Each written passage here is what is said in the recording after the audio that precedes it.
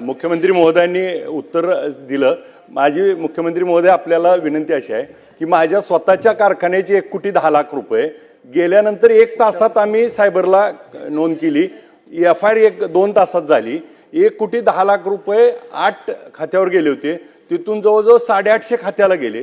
आज 1 वर्ष झालं, परंतु मला 1 रुपया अजून परत मिळाला नाही। अरेस्ट झाली त्या लोकांना ज्यांनी ह्यात फ्रॉड केला, त्यांना जामीन पण मिळाला, कोर्टाने जामीन दिला आणि आता ते सुटले। पण माझे अजून 27 लाख रुपये त्या ठिकाणी होल्ड झालेत आणि त्याची तक्रार देऊन सगळं गोल्डन आवर आज 1 वर्ष झालं साहेब व्याज बँकेला भरतोय आणि त्याचे पैसे मिळत नाहीत। ह्याची रिकव्हरी फास्ट होण्यासाठी आपण ह्याच्यामध्ये योजना केली पाहिजे आणि हे माझ्यासारख्या अनेकाला त्या ठिकाणी होतंय।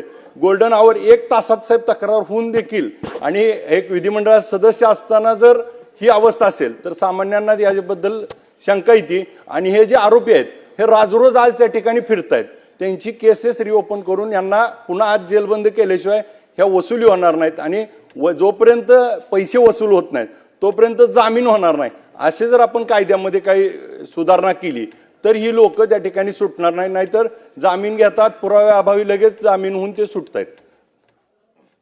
अध्यक्ष महोदय, सन्माननीय सदस्यांनी सांगितलं त्या संदर्भात महत्त्वाचं अवेअरनेस आहे।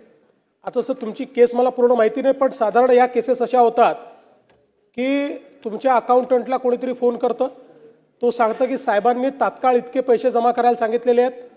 अकाउंटंट व्हेरीफाय करत नाही, तो त्या अकाउंटला पैसे करतो आणि तिथनं मग वेगवेगळ्या अकाउंटला ते पैसे जातात, इतक्या अकाउंटला जातात आणि देशभरात चालले जातात आणि मग तिकडनं विदेशात चालले जातात। आता जर तुम्ही सांगितलं की 2 तासात 850 अकाउंटला गेले, त्याच्या पलीकडे आता माझ्याकडे तुमच्या केसची माहित नाही, त्याच्या पलीकडे अजून 1600 अकाउंटला परदेशात गेले असतील। त्यामुळे हा प्रश्न आहे, याच्यात 2 गोष्टी महत्त्वाच्या आहेत। आता आपण जवळपास सगळ्या बँक ज्या आहेत या आपल्या प्लॅटफॉर्मवर घेतल्या आहेत।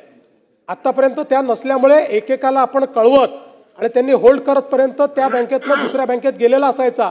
म्हणजे एखादा साप जसा पळावा तसं हे पळतं आणि आपल्याला त्याच्या मागे धावावं लागतं। तर आता ती कॅपेबिलिटी आपण तयार केलेली आहे। दुसरं आपल्या केसमध्ये आपण जे सांगितलं अशा प्रकारचे जे आरोपी, ठीक आहे कोर्टाने त्यांना जामीन दिला असेल, पण तरी पुन्हा तपासण्यात येईल आणि कुठल्याही परिस्थितीमध्ये अशा प्रकारचे गुन्हे करणारे लोक हे मोकळे फिरणार नाहीत याबद्दल कारवाई केली जाईल।